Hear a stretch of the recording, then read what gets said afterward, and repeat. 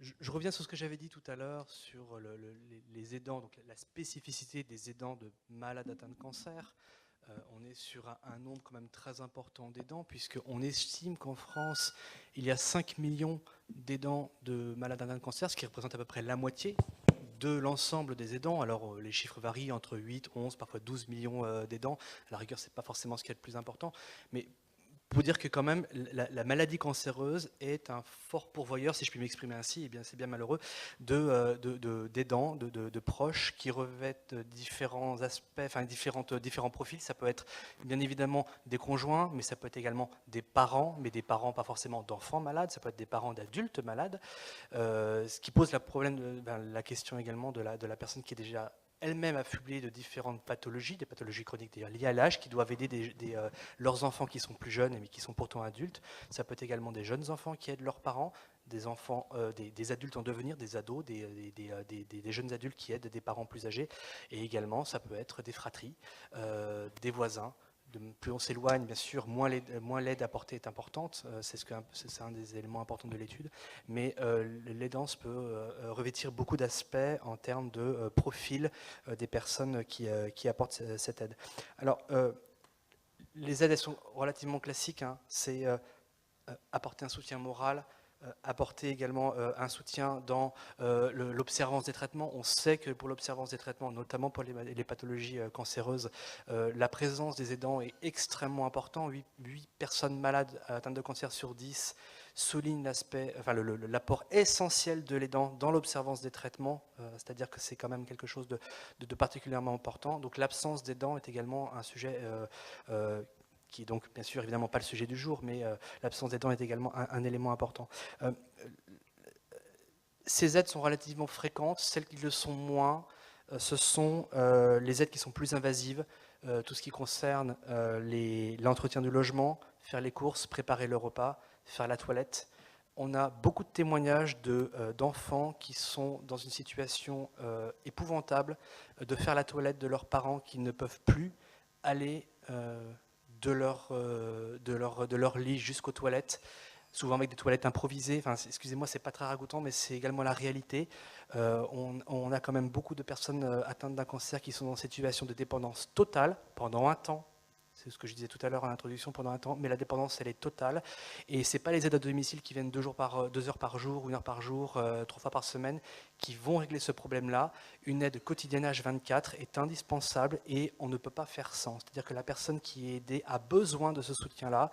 Et c'est en ça que les personnes qui aident les malades atteints de cancer, dans leur écrasante majorité, ne choisissent pas, n'ont pas choisi et ne choisiront jamais d'être aidants. C'est quelque chose qui s'impose à elles, soit parce que on partage le même domicile, je ne peux pas ne pas t'aider, parce qu'évidemment il y a toute la question de l'affect qui rentre en compte, soit parce que les autres personnes qui seraient susceptibles d'aider mettent à distance d'une manière parfois extrêmement brutale. Je me souviens de ce courrier de cette dame que j'avais lu et qui disait j'ai accompagné mon père qui était atteint d'une pathologie cardiaque, mes frères et sœurs m'ont lâché, et maintenant que mon autre parent est atteint d'un cancer, mes frères et sœurs m'ont dit bah, tu as l'expérience, donc c'est normal que ce soit à toi de t'y coller. C'est une La double réalité. peine.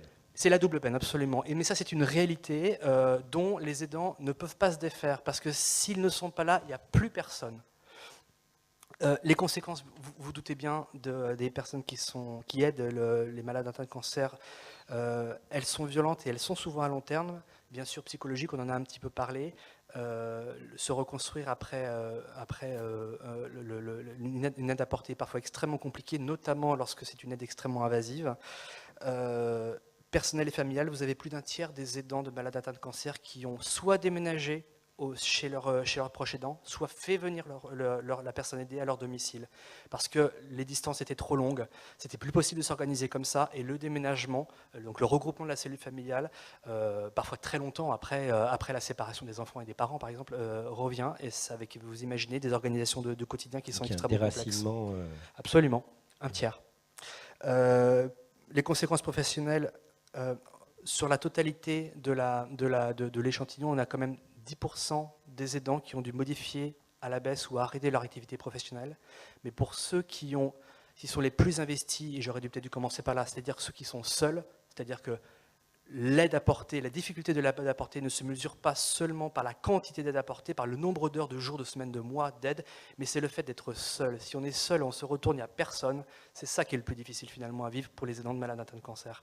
Et pour les personnes qui sont seules, c'est plus d'un tiers qui ont dû arrêter ou modifier à la baisse leur activité professionnelle. Pour les jeunes aidants, vous avez un quart des jeunes aidants qui ont dû modifier leur parcours estudiantin pour pouvoir aider soit leur fratrie, soit leurs parents atteints d'un cancer, donc avec évidemment un impact de vie extrêmement fort. Et c'est en ça que le cancer est extrêmement modélisant. C'est une maladie médicale, mais aussi sociale, pour la personne qui la vit, mais également pour les proches qui l'accompagnent. Et c'est comme ça qu'on voit que les conséquences sociales du cancer peuvent sauter des générations, parce que aider un parent lorsqu'on est jeune, c'est souvent faire le choix de devoir arrêter ses études, parce que la personne qui est atteinte, qui payait avant les études ne peut plus le faire, parce que le cancer paupérise, et parce que les jeunes doivent aider les personnes, leurs parents, avec des contraintes horaires qui sont extrêmement importantes. Des conséquences financières également, vous avez plus de la moitié quand même des aidants qui déclarent que l'aide apportée occasionne des dépenses financières. 10% d'entre eux ont dépensé pendant l'aide accordée plus de 200 € par mois. Donc alors, je vais revenir après sur la question de l'économie, parce que c'est un terme qui m'a heurté tout à l'heure, pour aider la personne qui était aidée. Et vous avez même 12% des personnes, des aidants qui ont dû s'endetter. Et on a très régulièrement des courriers de personnes qui disent contracter des prêts à la consommation pour parer au PPC, pour organiser le logement, pour payer les courses, parce que la personne qui est atteinte d'un cancer et qui avant avait par exemple un salaire ne vit plus que par les IJ, et donc ça ne compense pas le niveau de vie qui était auparavant, alors que les factures continuent à tomber. Eh bien voilà, cette barrière tombe. Les aidants sont en deuxième intention et eux, ils mettent la main au portefeuille et parfois pour longtemps sur l'aide apportée. Vous avez également un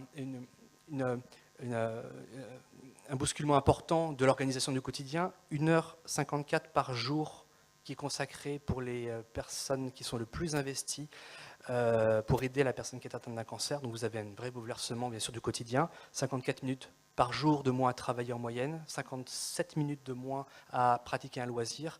Donc bien évidemment, ce sont des conséquences qui sont extrêmement lourdes sur le plan professionnel, personnel, mais également sur le plan de l'équilibre de vie. Alors, au-delà de ces chiffres-là, ça peut paraître assez aride, mais derrière, il y a quand même beaucoup de choses qui en ressortent d'un point de vue des enseignements.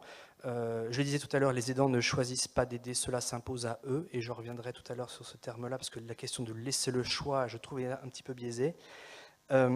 Les aidants n'ont pas conscience de l'impact que la maladie peut avoir sur leur propre vie à long terme. Ils ne se posent pas la question pendant que l'aidant c'est maximal. Ce n'est pas le moment de se poser la question. On pensera à ça après, avec parfois beaucoup d'erreurs qui sont faites d'un point de vue stratégique ou tactique pour pouvoir aider la personne malade, mais ce n'est pas le moment d'y penser. Les aidants s'oublient le temps de la maladie, y compris sur leur propre santé, avec des conséquences médicales parfois à long terme. Bien sûr, le manque de sommeil, mais également la mauvaise alimentation, également des addictions, avec des conséquences sur la santé qui sont importantes, et avec également un coût social important, puisqu'une personne aidante a plus de probabilité de tomber malade par la suite, ou même parfois de décéder par la suite. Ça fait écho à un courrier parfois une fois que j'avais reçu extrêmement violent d'une femme qui était en rechute pour un cancer du sein. Son mari l'avait accompagnée pendant son cancer. Lorsque la rechute est arrivée, le mari n'a pas voulu accompagner la femme pour l'annonce, parce que pour lui c'était beaucoup trop lourd, et quand il est revenu avec son diagnostic de récidive, il s'était pendu. Alors ça peut paraître un peu sorti du contexte, c'est la réalité également du burn-out des aidants, du suicide des aidants qui n'en peuvent plus parce qu'ils n'ont pas pu trouver l'aide qui leur était nécessaire. Je parlais tout à l'heure de la spécificité cancer, je ne reviendrai pas là-dessus, sur la question de répit. En revanche, il y a quelque chose qui me semble important, c'est que les aidants plébiscitent plus les aides accordées aux personnes malades que les aides pour eux-mêmes. C'est-à-dire qu'on a l'habitude souvent en France de superposer les édifices de manière à trouver des solutions à chacun des problèmes, mais si vous aidez mieux la personne malade en lui donnant plus facilement accès au dispositif, en ayant une information qui est prête à porter et qui est incarnée, mais tout ça c'est quelque chose que l'aidant n'aura pas à faire. Donc par ricochet, et très simplement, c'est une manière également de l'aider. Et ça, c'est quelque chose qui est vraiment plébiscité par les aidants. Ne m'aidez pas, c'est pas moi qui suis malade, c'est mon mari, c'est ma femme, ce sont mes enfants, c'est lui qui a besoin d'aide. Et en plus, là où l'aidant est très pudique, il ne va pas aller se plaindre, c'est pas lui qui est malade, donc il ne dira rien. Il aura beaucoup de mal à dire que lui, il a besoin d'aide. Par contre, aller aider la personne malade de manière, par ricochet, comme je disais, ça l'aidera. Alors, oui, tout à l'heure, on parlait de l'économie. On disait de manière un petit peu, finalement, brutale, c'est incontournable, c'est une économie globale, voilà, c'est une économie pour l'assurance maladie, on ne peut pas ne faire sans les aidants. Lorsque un aidant est obligé d'arrêter son emploi pour pouvoir s'occuper de la personne malade, elle est où l'économie là? Moi, je ne vois pas bien un étudiant qui doit arrêter ses études et doit briser sa carrière pour pouvoir aider une personne malade, elle est où l'économie? Le fait qu'on meurt prématurément, avec toute la question des addictions et de la mauvaise hygiène de vie qu'on peut avoir pendant l'aidance, sachant qu'on a trop tendance à s'oublier, elle est où l'économie? Elle est peut-être là, l'économie, alors. Pardon? Elle est peut-être là, l'économie. Elle est peut-être là, l'économie. Mais quelque part, il y a une forme de cynisme de dire que... Mais c'est cynique. Mais c'est complètement... absolument. Noir, mais je trouve que le dire, d'un côté, il faut laisser le choix à l'aidant, avec ce biais de dire, de toute façon, c'est une économie, donc on ne peut pas faire sans, c'est biaiser complètement le débat. Et je trouve que là, il y a une vraie hypocrisie à lier les deux, parce que les deux, on ne peut pas le lier. Et je veux prendre un exemple, les temps d'hospitalisation qui sont de plus en plus courts, où les malades sont renvoyés de plus en plus vite chez eux, avec cette volonté d'économie en première intention, parce que l'hôpital ça coûte cher, une nuitée à l'hôpital ça coûte extrêmement cher, vous me le renvoyez à la maison, madame, monsieur, vous serez mieux quand même à domicile, sans évaluer que le domicile est adapté, sans évaluer que l'aidant est en capacité de pouvoir le faire, qu'il soit là déjà, ou qu'il n'ait pas un travail, où il ne soit pas, par exemple, un professionnel d'indépendance qui lui oblige du jour au lendemain à fermer boutique pour aider la personne qui est atteinte d'un cancer. Moi, je trouve ça profondément scandaleux. C'est-à-dire que la volonté d'économie première est une volonté court-termiste qui ne prend pas en compte la question du choix de société qui a été soulevé tout à l'heure. Moi, ça me semble prendre le problème complètement à l'envers. Mieux aider les personnes malades avec des droits propres, mais j'en ai parlé tout à l'heure. Et beaucoup de personnes aidantes de patients atteints de cancer nous le montrent que c'est très compliqué de scinder d'un côté les droits pour les malades d'un côté et les droits pour les aidants de l'autre. C'est un tout. En tout cas, pour cette spécificité des cancers, il y a vraiment quelque chose qui est très difficilement scindable de manière artificielle. Voilà. Je vous remercie. Merci pour cette conclusion.